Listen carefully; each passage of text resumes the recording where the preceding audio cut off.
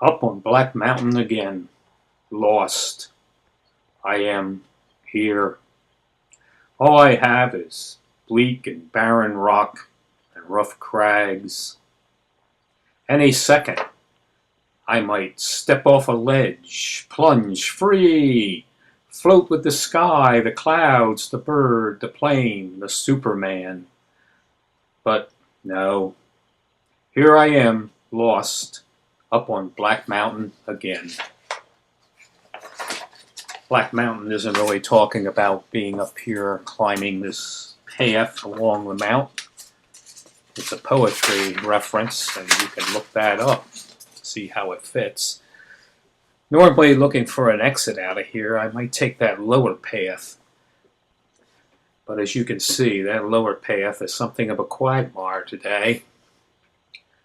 I don't feel like sinking down into all that mud, maybe losing a shoe or two. So we're going to continue up this rocky surface for a little while until we can make a right turn and avoid a lot of that slop.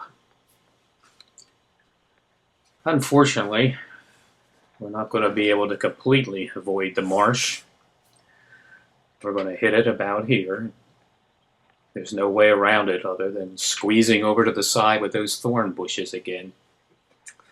Hello, fellas.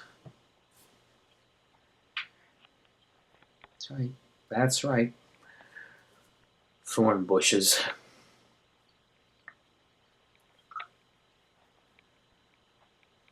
Well, we're kind of getting by the mud now. We're going to come out in this open field. Now I could have a choice. I could turn to my left, kind of go up a wagon track on this side of that field.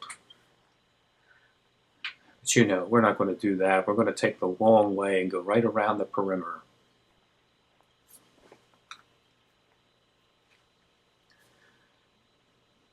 Because somewhere up in those trees in the distance, there's the exit from this place. I mean, we've accomplished our task. We found Hidden Pond. Now we just have to get out of here and escape. Okay, we're out of the open field, back into the scrub.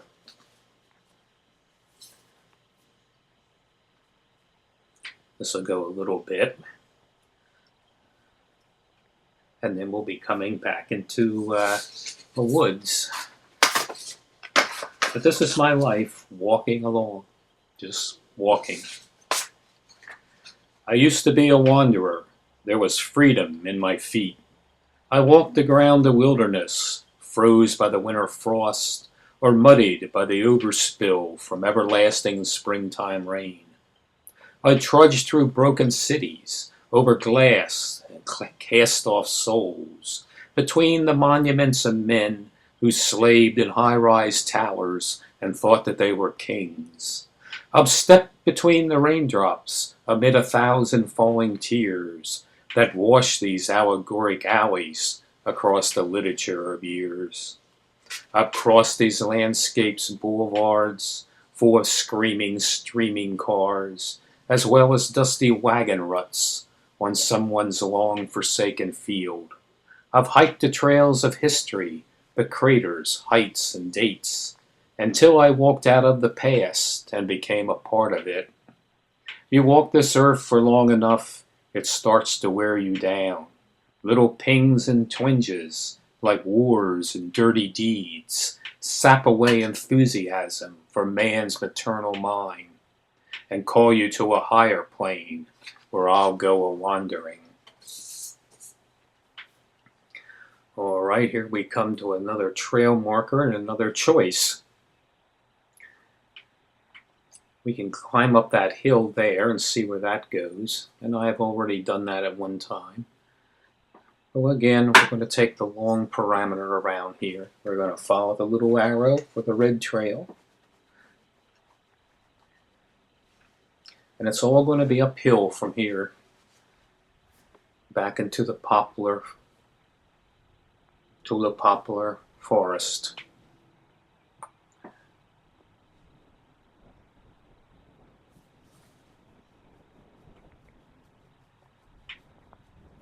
Getting some wind now.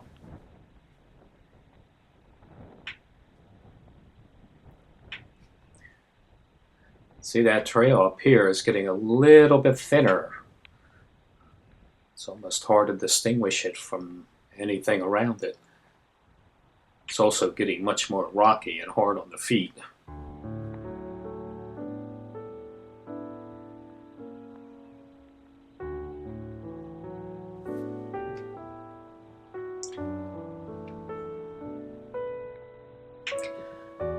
As this is coming into the forest of the Tulip Poplar, I found out what the Tulip Poplar is. It's the Liriodendron tulipifera.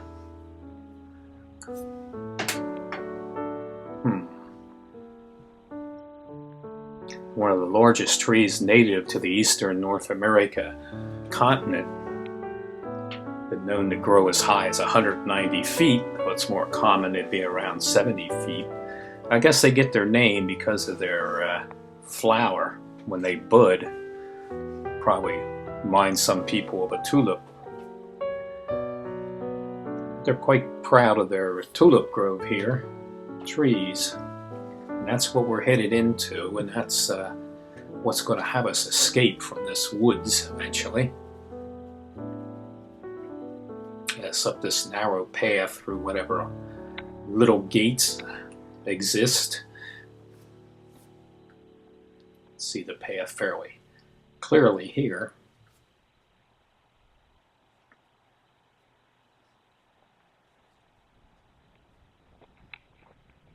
The whole time we've been going up.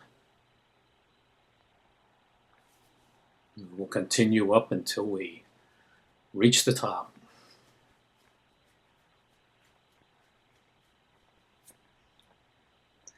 As you can see, the path is getting a little narrower and a little harder to see the further we go up here.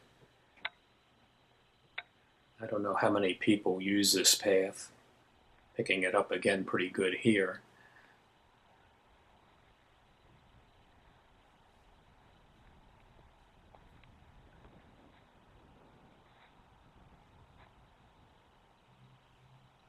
Just make out the edge of the field up there where we want to get the stone wall that goes around it. Stone walls were built to separate fields for the duPonts that this property belonged to.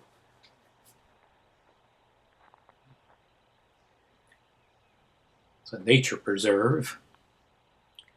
If you look around, we may be doing our best to preserve nature. But nature seems to be doing its best not to preserve itself. As you can see, there's an awful lot of trees down in here. Been a rough winter. Look at that, snapped off there. A huge broken bone.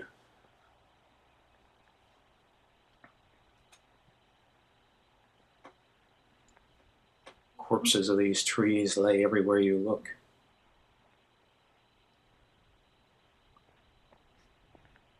See the path?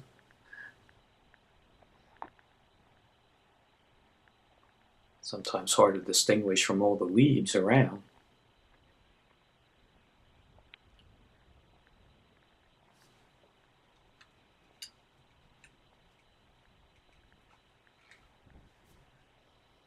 Look at this tree over here. You can imagine the force that can pull these things out by the roots like this.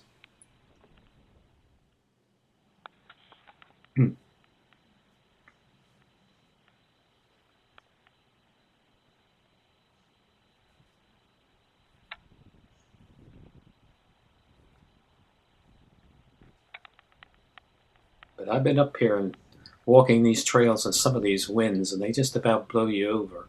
I wouldn't want to be up here when the winds are such that they take these trees down.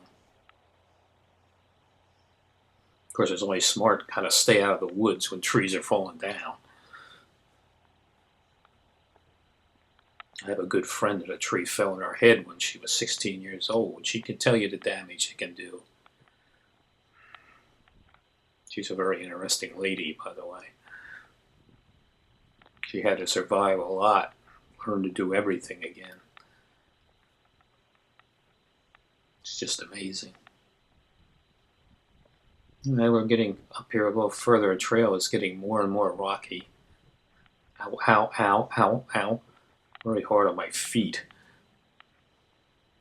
There's another leaner up there.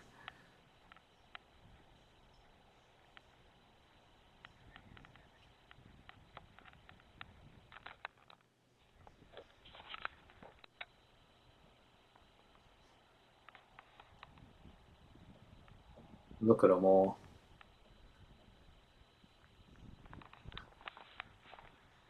There's a forest of trees standing up and another forest of trees laying down.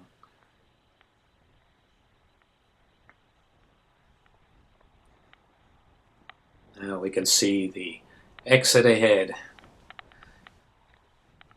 Big wide open spaces beyond.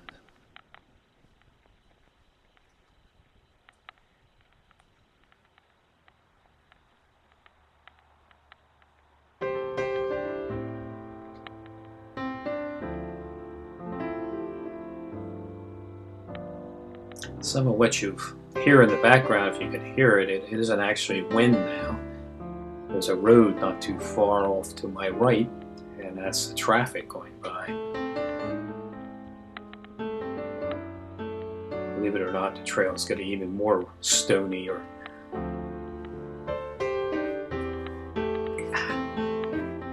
really rough up here. Maybe we can get a shot somewhere along here. There we go.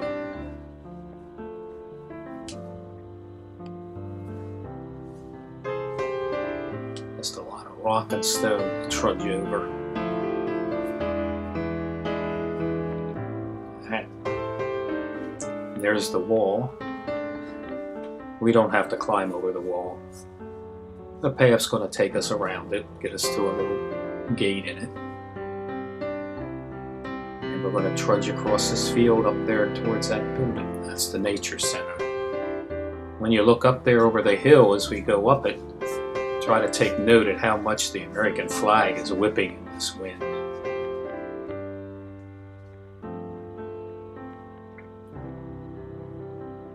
Right about the center almost, you'll see the flag blowing.